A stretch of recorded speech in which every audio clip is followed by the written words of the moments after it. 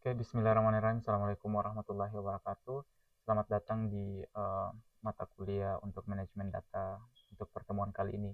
Jadi, pertemuan kali ini kita akan membahas terkait dengan pengumpulan data. Jadi, dalam pengumpulan data ada beberapa hal yang perlu saya sampaikan sebelum nantinya saya akan masuk ke teknik dalam pengumpulan data di lapangan seperti itu ya.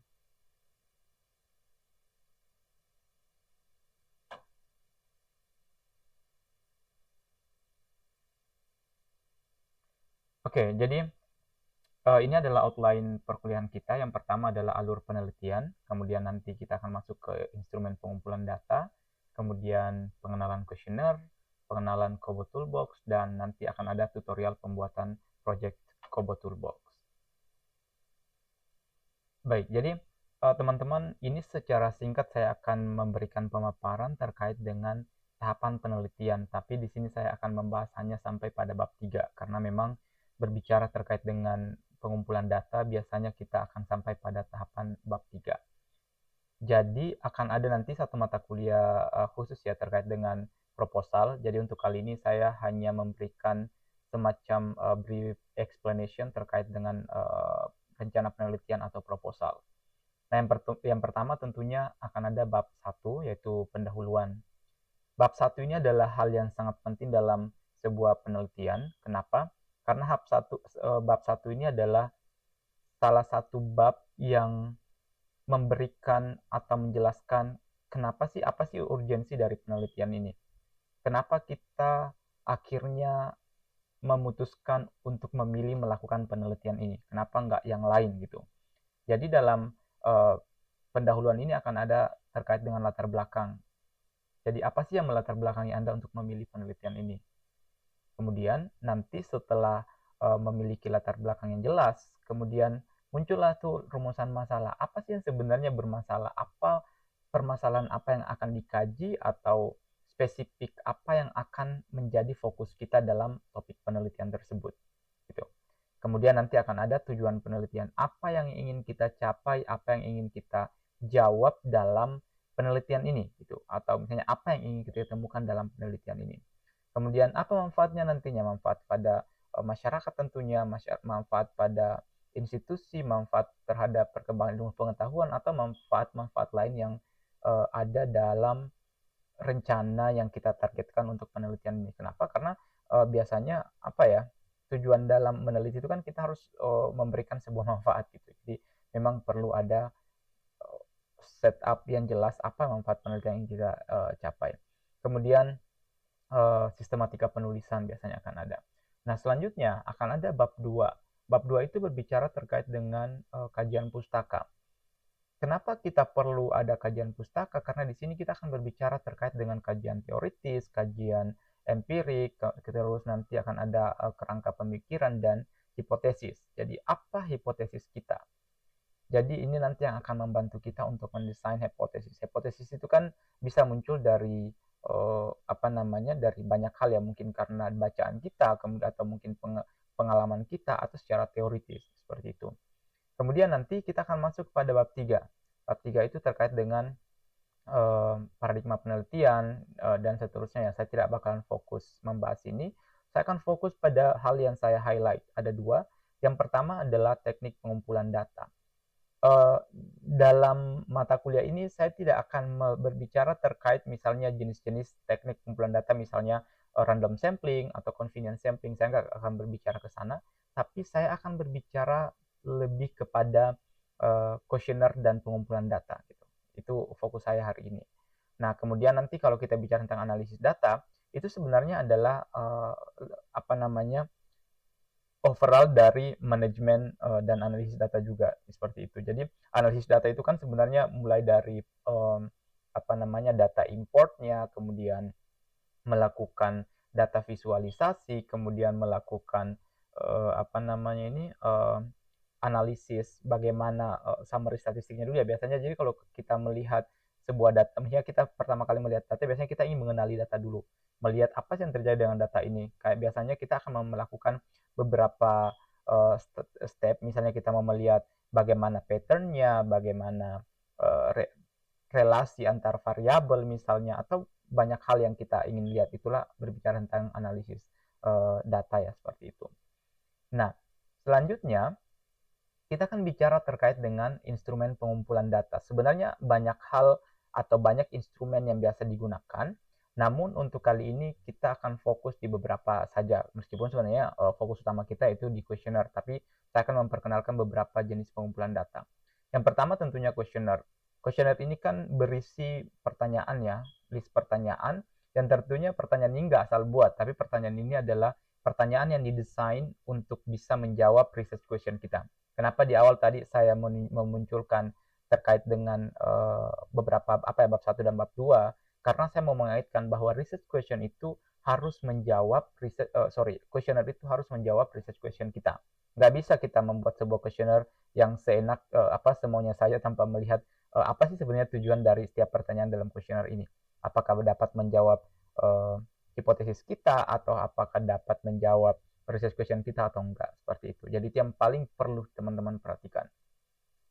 Nah, selanjutnya ada juga yang namanya panduan observasi. Terus ada juga biasanya field note ya. Jadi ini biasanya kalau kita melakukan observasi lapangan, itu ada panduan tuh apa sih yang akan kita amati di lapangan gitu. Selain itu kita akan membawa sebuah catatan untuk melihat hasil-hasil observasi yang kita saksikan selama di lapangan. Nah, selanjutnya ada yang namanya dokumentasi. Dokumentasi ini bisa berupa foto, video, atau gambar, ataupun yang lain-lain.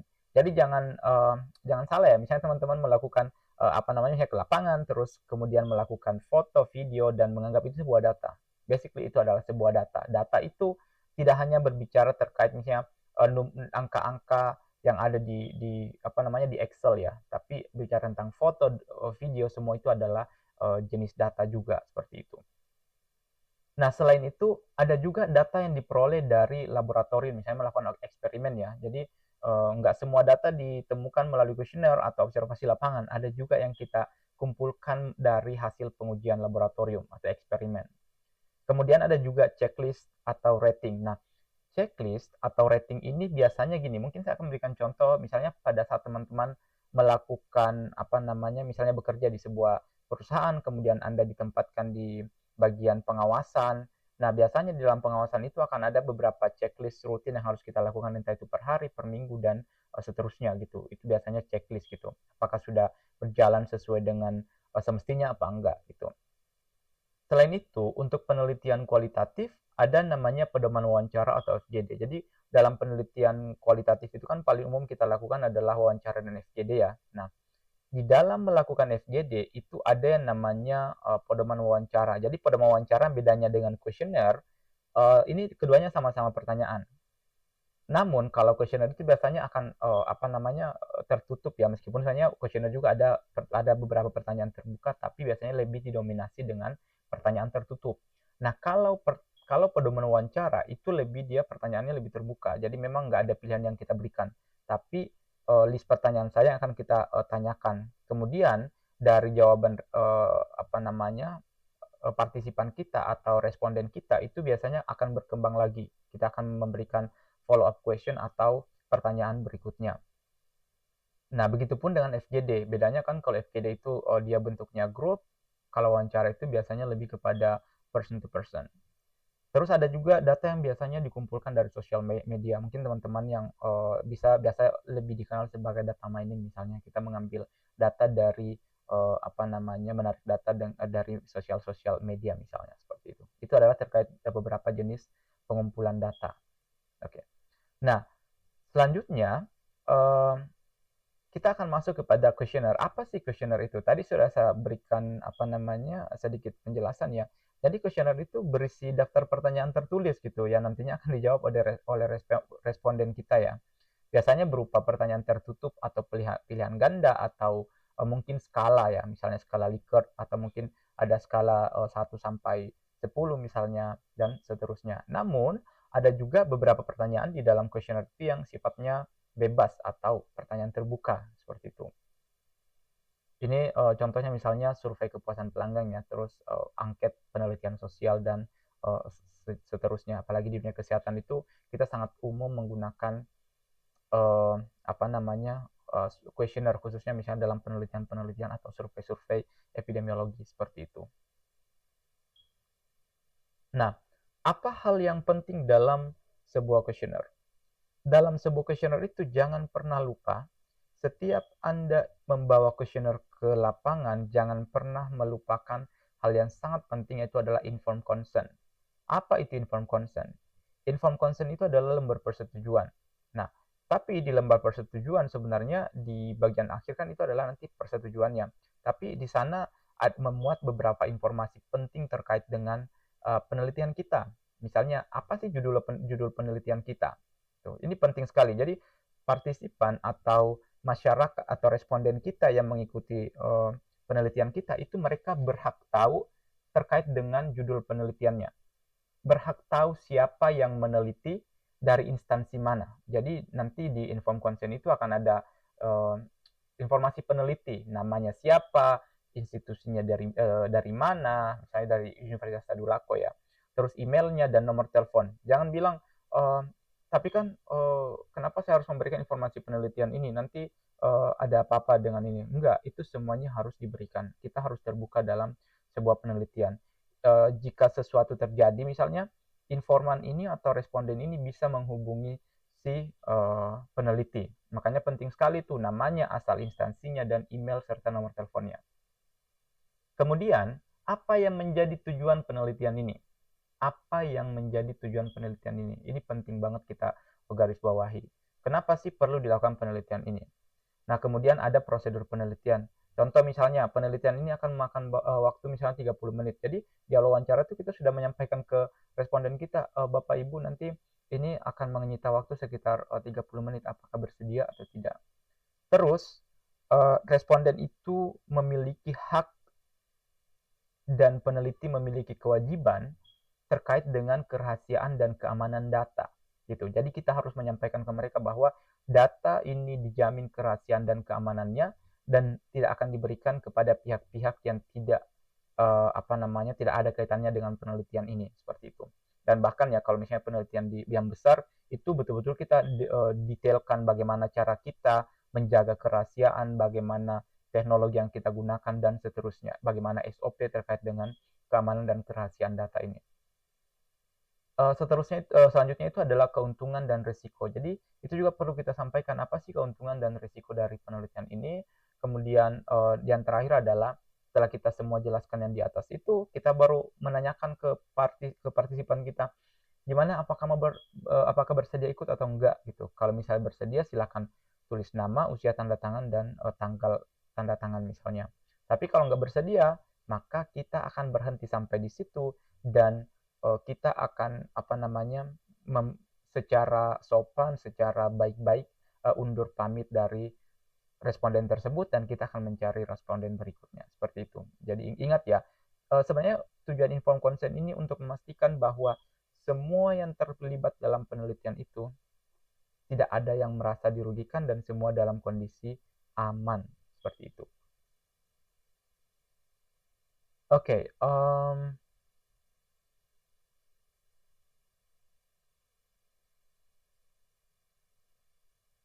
Oke, ingat. Ya, ini yang paling penting juga teman-teman pahami. Ketika kita melakukan penelitian dan responden kita adalah usia anak, misalnya dia di bawah 18 tahun, dianggap sebagai usia anak, maka harus mendapatkan persetujuan dari orang tua atau wali. Jadi bukan respondennya yang memberikan tanda tangan persetujuan di informed consent, tapi orang tua atau wali yang bersangkutan. Itu penting sekali karena secara hukum yang dianggap dewasa itu ya 18 tahun ke atas gitu. Oke, nah sebelum lanjut itu saya ingin menunjukkan contoh informed consent. Oke, jadi ini adalah contoh informed consent ya. Misalnya ini adalah judul penelitian saya misalnya, kemudian ini adalah data saya sebagai peneliti, kemudian apa tujuan penelitian yang harus saya jelaskan, kemudian di sini ada nih lihat kuesioner ini akan memakan waktu sekitar 10 sampai 15 menit dan sifatnya sukarela gitu. Jadi nggak ada paksaan. Kapanpun si responden mau berhenti, misalnya kita sudah pertengahan wawancara atau mengisi kuesioner tiba-tiba misalnya dia ada kepentingan yang sangat mendesak dan dia harus pergi, maka kita nggak boleh menahan. Atau misalnya dia merasa sudah tidak nyaman dan pengen berhenti sampai di situ, maka itu perlu kita harus berhenti. Jadi kita nggak boleh menahan mereka, nggak ada unsur pemaksaan sedikit pun gitu. Kemudian kerahasiaan informasi, ini ada terkait dengan risiko ya, misalnya risiko fisik dalam penelitian itu tidak ada, namun beberapa pertanyaan mungkin menimbulkan ketidaknyamanan emosional. Contoh misalnya pertanyaan yang yang ketidaknyamanan emosional, contohnya misalnya bertanya terkait dengan usia. Tidak semua orang nyaman ditanya dengan usia, atau ditanya sudah menikah atau belum, atau sudah punya anak atau belum. Itu nggak semua orang nyaman ditanya seperti itu. Gitu. Nah, yang kedua, kita harus memastikan bahwa apa sih keuntungan dalam penelitian ini. Jadi kita sampaikan ke mereka apa keuntungan dalam penelitian ini seperti itu. Itu ya. Kemudian ini adalah persetujuan berpartisipasi, misalnya saya telah membaca dan memahami informasi dan seterusnya, kemudian menulis nama dan seterusnya jika mereka bersedia untuk mengikuti penelitian ini dan bertanda tangan. Oke? Itu adalah hal yang sangat-sangat penting. Kita nggak boleh mengabaikan yang namanya informed consent. Kemudian yang kedua, hal yang penting kedua itu adalah komponen penting kedua dalam sebuah penelitian itu misalnya kuesioner itu misalnya geografi ya, geografi misalnya provinsi, kabupaten, kota dan kecamatan. Tapi ingat, ini tuh nggak semua kuesioner itu harus ada provinsi, kabupaten dan seterusnya ya. Itu tergantung dari skala penelitian kita. Misalnya ketika penelitian kita skalanya misalnya di beberapa provinsi atau multiprovinsi misalnya, maka penting ada yang namanya provinsi gitu. Tapi kalau misalnya satu provinsi saja, misalnya kita melakukan penelitian di provinsi Sulawesi Tengah saja, maka nggak perlu ada provinsi, tinggal kabupaten aja, kecamatan dan seterusnya. Nah, begitupun misalnya ketika penelitian kita itu adalah tingkat kabupaten, maka tidak perlu ada tidak perlu ada nama kabupaten di sana karena kan sudah jelas ya kita melakukan di kabupaten mana gitu, tinggal nama kecamatan di mana dan seterusnya ya. Jadi itu makanya saya sampaikan ini tuh tergantung kebutuhan saja sebenarnya, seperti itu. Jika diperlukan, ini biasanya jika penelitiannya dalam skala besar ya. Nah, selanjutnya itu adalah informasi identitas responden kita. Misalnya usianya, jenis kelamin, tingkat pendidikan, pekerjaan, status pernikahan, status sosial ekonomi ya, penghasilan dan alamat tempat tinggal. Tapi sekali lagi, ini itu harus menyesuaikan dengan subjeknya. Jadi kalau misalnya kita meneliti terkait dengan tumbuhan atau terkait dengan hewan, maka kan kita nggak mungkin tanya mereka namanya siapa ya. Nah, untuk nama kenapa nggak saya munculkan? Jadi di beberapa penelitian itu memang nggak mewajibkan ada nama gitu. Biasa ada yang menggunakan inisial, ada yang menggunakan nama samaran gitu ya. Apalagi kalau misalnya penelitian yang sangat-sangat sensitif gitu. Apalagi kalau misalnya kita belum bisa betul-betul nggak ada jaminan dari kita untuk bisa menjaga uh, identitas dan kerahasiaan responden kita. Itu makanya kalau memang nggak penting, nggak ada kaitannya dengan analisis data kita atau research question kita, nggak usah dikumpulkan. Itu pastikan seperti itu. Nah, selanjutnya itu adalah kalau sudah identitas responden, baru kita deh masuk ke inti pertanyaan kita. Jadi inti pertanyaan ini adalah disesuaikan dengan rencana penelitian kita, seperti yang tadi saya jelaskan di awal. Jadi kalau misalnya jadi kalau misalnya penelitian kita mau berbicara tentang kesehatan jiwa, ya udah berarti pertanyaannya adalah seputar kesehatan jiwa dan seterusnya. Ini mungkin dianggap sedikit, tapi ini adalah hal yang sangat penting, gitu. Jangan sekali-kali meninggalkan kesan jelek di masyarakat pada saat kita melakukan penelitian. Kenapa? Karena itu akan membuat kepercayaan masyarakat terhadap institusi penelitian itu, institusi penelitian itu bakalan turun tingkat kepercayaannya gitu ya. Jadi tutup proses wawancara dengan baik-baik, ucapkan terima kasih dan apresiasi terkait dengan waktu dan informasi yang diberikan oleh mereka.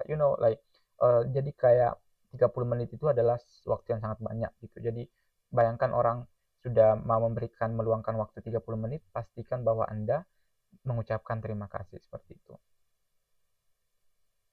Oke, Nah, ada hal-hal penting yang perlu diperhatikan dalam membuat kuesioner ini, tambahan saja sebenarnya. Eh, Sekali lagi saya mau sampaikan, jangan mengumpulkan informasi yang tidak penting gitu. Kalau misalnya nggak penting, tolong jangan dikumpulkan. Pertama, karena memang nggak penting. Yang kedua, nanti mengambil waktu gitu saat melakukan wawancara. Semakin banyak eh, pertanyaan dalam sebuah kuesioner, maka proses pengumpulan data juga itu akan memakan waktu semakin lama. Dan waktu yang lama ini akan merugikan apa namanya, merugikan si pewawancara dan juga merugikan si apa namanya, si responden kita. Kenapa? Karena responden kita harus menyediakan waktu yang begitu banyak ya. Jadi itu teman-teman harus perhatikan. Terus jangan kumpulkan informasi sensitif jika memang tidak diperlukan. Memang hati-hati dalam mengumpulkan data sensitif, misalnya akun bank, jangan pernah minta akun bank, atau alamat lengkap. Kalau memang nggak perlu alamat lengkap, ya nggak usah dimasukkan alamat lengkap ya. Jadi make sure bahwa semua informasi yang dibutuhkan memang penting gitu.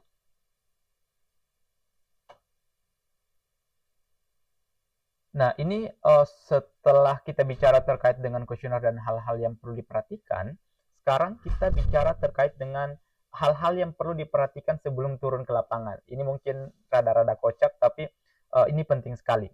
Uh, Jangan pernah turun ke lapangan tanpa ada izin dari pemilik wilayah gitu. Jadi penelitian itu harus memiliki izin. Kita harus mendapatkan izin dari lembaga terkait ya, atau pemerintahan setempat. Itu misalnya mungkin dari lembaga apa namanya, dinas perizinan dan penanaman modal yang terpadu itu. Kemudian atau ada juga dulu itu apa namanya, eh, biasanya kita juga masuk di apa namanya, di kecamatan, di kelurahan, itu bisa bisa juga melakukan itu. Terus instrumen sudah siap digunakan, jangan sampai turun dengan instrumennya belum matang, terus kuesionernya belum siap untuk digunakan ya. Terus yang selanjutnya itu mengetahui atau menguasai terkait dengan medan dan lokasi gitu. Ini terkait dengan keamanan. Teman-teman harus tahu kalau mau ke lapangan itu wilayahnya itu wilayah apa, apakah pedesaan atau perkotaan, pegunungan atau pantai dan segala macam. Kenapa? Teman-teman harus bisa memahami risiko dan bahaya yang ada di sana. Contoh misalnya kalau teman-teman di, anggaplah misalnya kalau di kota di Sulawesi Tengah itu yang bahaya misalnya di daerah kebun kopi karena di sana jurang misalnya, atau misalnya ke Gimpu, itu kan wilayah-wilayah yang sangat beresiko ya secara medan, misalnya karena jurang dan banyak bebatuan atau pegunungan. Jadi ya semuanya harus dipahami supaya kita memang melakukan atau melakukan persiapan yang matang gitu. Terus kalau misalnya kita harus bermalam di lapangan tuh, yang perlu diperhatikan adalah akomodasi. Kita mau nginep di mana gitu, atau transportasi apa yang akan kita gunakan. Jangan sampai misalnya kita perlu perahu misalnya karena di pulau. Terus kita nggak tahu kapan penyeberangannya, kapan hari apa misalnya ada tiket ke sana. Itu semuanya harus dipahami. Bayangkan aja kalau teman-teman sudah ke sana dan tidak ada penyeberangan, teman-teman akan rugi waktu dan tentunya rugi secara finansial. Terus jika Anda mengumpulkan data menggunakan HP atau mobile devices atau elektronik lainnya ya, pastikan bahwa eh, Anda itu apa namanya, pastikan bahwa baterainya cukup dan Anda turun kalau bisa sebisa mungkin membawa baterai cadangan, misalnya power bank ya. Bayangkan aja kalau misalnya pas lagi di depan responden kemudian tidak aktif apa namanya, tidak aktif si tidak apa baterainya mati, gimana cara mengumpulkan datanya. Jadi pastikan ini dilakukan. Kemudian selalu menginformasikan apa namanya, tim di wilayah atau lokasi mana tujuan kita hari itu.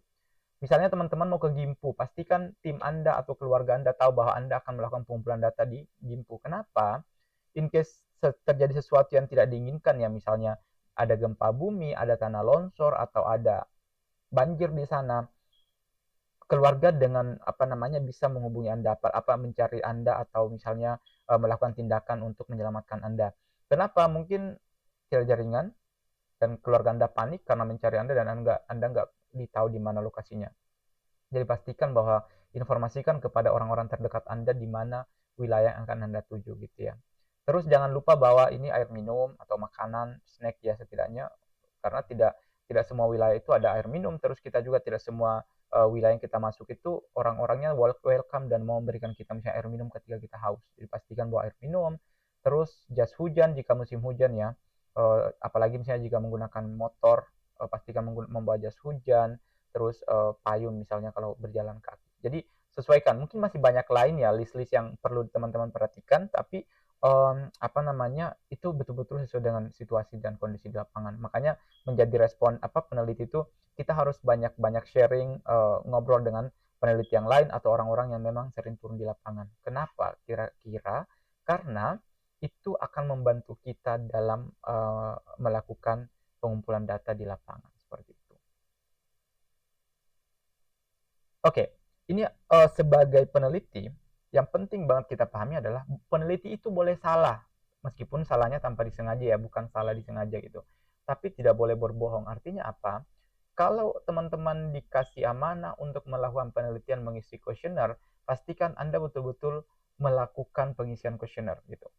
Jadi proses penelitian itu boleh salah, tapi salahnya tanpa disengaja maksudnya ya. Tapi tidak boleh dimanipulasi. Misalnya teman-teman karena sudah capek, harus nyebrang sungai, nyebrang danau, nyebrang lautan misalnya, terus udah dah nanti kuesionernya saya isi-isi begitu saja ya. Karena mungkin dosen saya nggak tahu atau timnya nggak tahu. Itu adalah sebuah pelanggaran besar dalam sebuah penelitian. So please pastikan bahwa teman-teman mengisi kuesioner itu dari responden.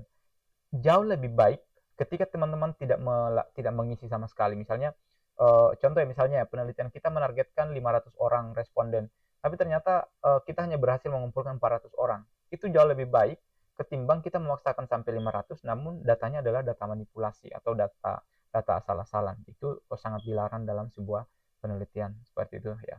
Jadi um, itu terkait dengan apa namanya penelitian kita, untuk terkait dengan penelitiannya. Oke, terima kasih banyak untuk perhatiannya. Assalamualaikum warahmatullahi wabarakatuh.